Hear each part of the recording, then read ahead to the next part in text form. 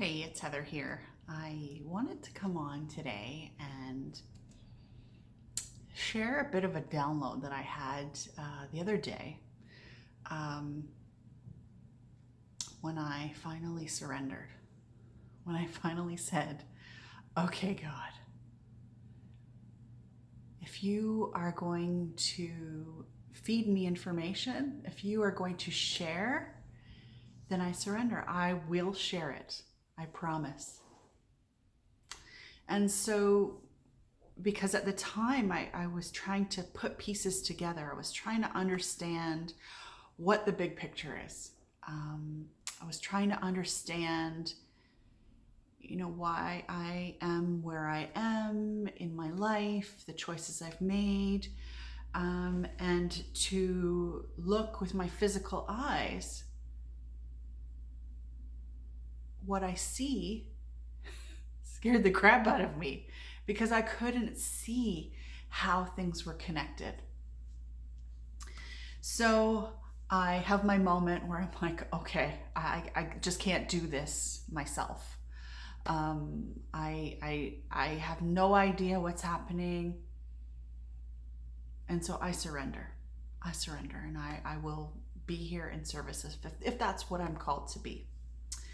So a few minutes later, I get in the car with my son and we're driving down the road. And all of a sudden, this information starts flowing in. And the way that I work, I kind of hear or I see things, and I don't really often know that it's here until it comes out of my mouth. So I'm having a conversation with my son, and I'm reminding him about this whole thing and what this is all about, and that it's about the bigger picture because he's 14 and understandably, his grade 9 experience is not what he would have expected it to be. And so I share with my family the information that I have, as I get it. But it wasn't until this moment that I started having like a true picture of what it was. So what I started sharing with him was that it was about the bigger picture, that it was about creation of a new earth, and that if we were going to create a new earth, we can't create it in an easy way when the majority of our population isn't operating from their heart. And I was reminded of an experience that he had with a classmate, and that you can't deliver a message if the receiver is not ready to hear. And specifically, you can't deliver a message that is enveloped in love and compassion and understanding when they have no sense of how to actually receive that message or respond to it. Even though it is for the greatest good. And so you think about where we are at this time and how we are looking from our eyes. We're locked in our homes. We have this virus that has, some controversial statistics behind it, depending on what lens you're looking at it from. And when you pan out from that, what you see is division and conflict. And so again, when people are stuck in being right, you cannot be any influence. You can't, there's not a willingness there for them to see the bigger picture. So in that, what we're being called, what we're all doing really in this situation is being forced to have a timeout.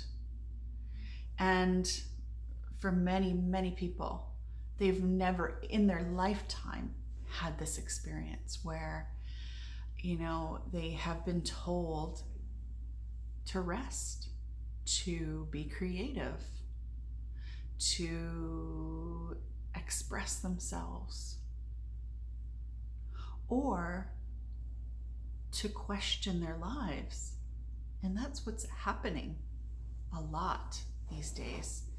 And it's beautiful. It's a beautiful thing to see unfolding. And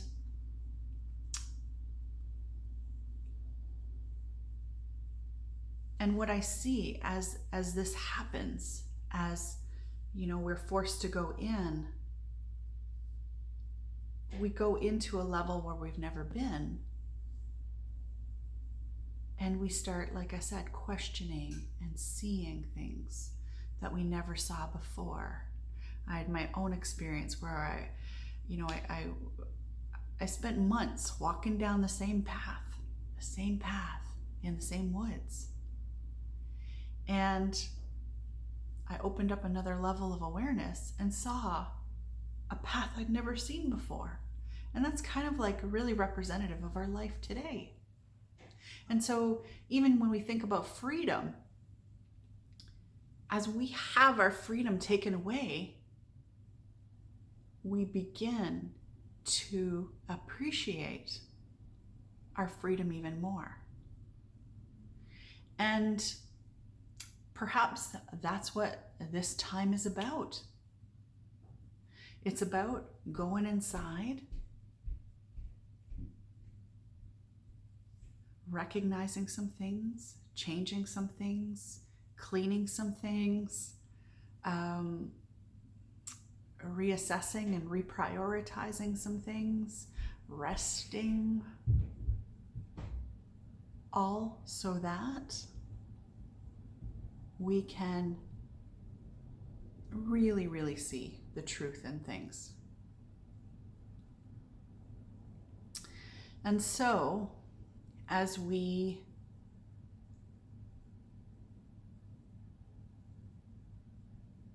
start to hear our own voices, our own wisdom,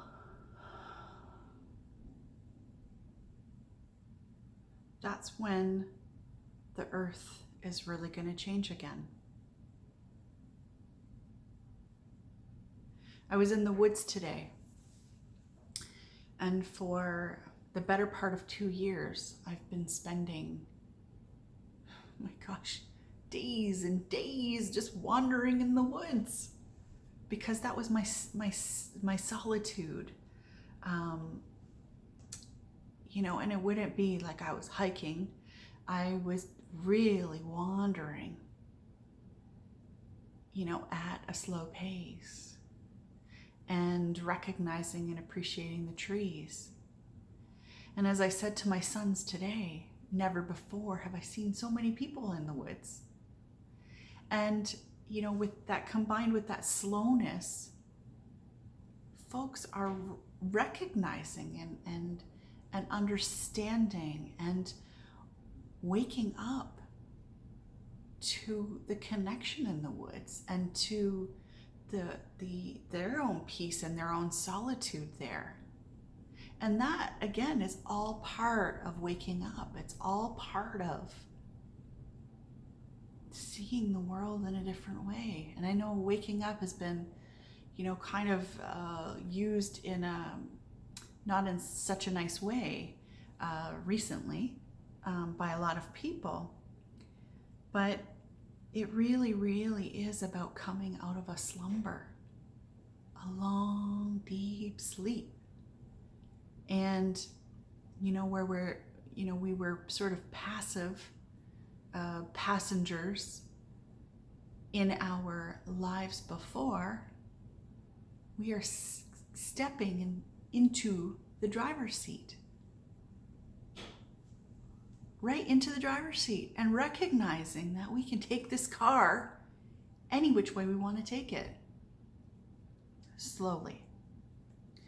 And eventually, as the numbers grow, and they grow to a place where there's a lot more people recognizing that we're not sitting in the drive, we're not even sitting in the driver's seat. We are, I think somebody said, you're trying to drive the car from outside the car, right? As we recognize that, as more and more recognize that, and as the freedom is more and more restricted, that's when we will have a revolution, a true revolution, where we take it back. And I was reminded too by a teacher this week that, we truly only see 5% of what is actually happening behind the scenes. And, there's been a lot of censorship and a lot of denial, a lot of anger, a lot of separation. And we truly, truly don't know the impact of what is happening behind the scenes. And the majority, I would say, don't know what's actually happening. And it's super duper exciting. I just want to say that, like, we are in the most exciting times in collective history, and where this is going, oh my gosh, where this is going is so exciting. It's so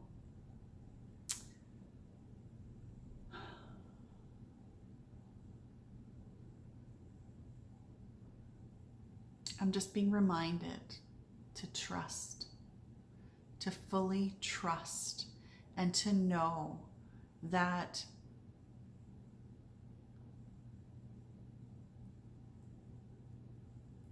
we're all going to have our time. We're all going to have it. And the situations of past, the situations of history, we're all part of a grander soul agreement. And for those of us that are here and willing and ready to experience joy, peace, love, freedom, self-expression and creativity, unity, oneness, it's happening and it's here now.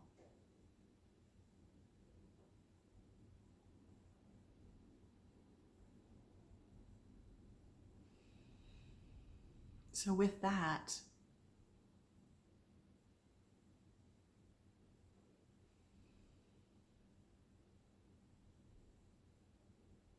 take a breath.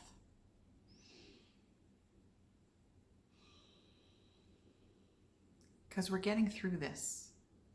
We are getting through this. And being in that peaceful place is the best thing that we can do for humanity right now. Because that vibration that's coming from a conscious place is affecting the world. And in this spiritual war, if you will, we are not alone. We will be called.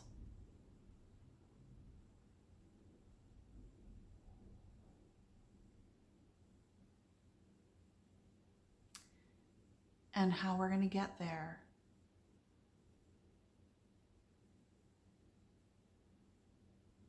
is by coming back to our center.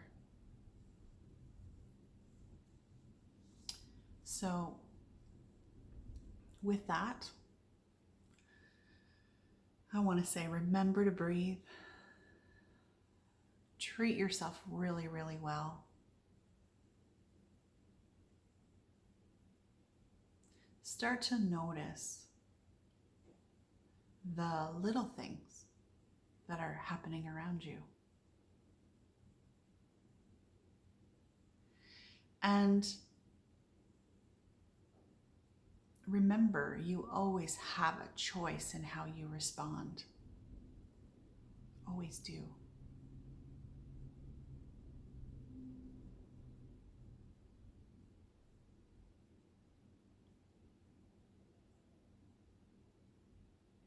And I think perhaps one of the biggest pieces is recognize that you're always consciously creating. And so if you want war, then that is what you will see. That is what you will notice. And on the other side, if you want to see heaven on earth, if you want to see peace, if you want to see that unity, then that's what you will see. So with that, I'm going to leave you and let you know that you're not alone in this, and that you are loved, and that we're in this together.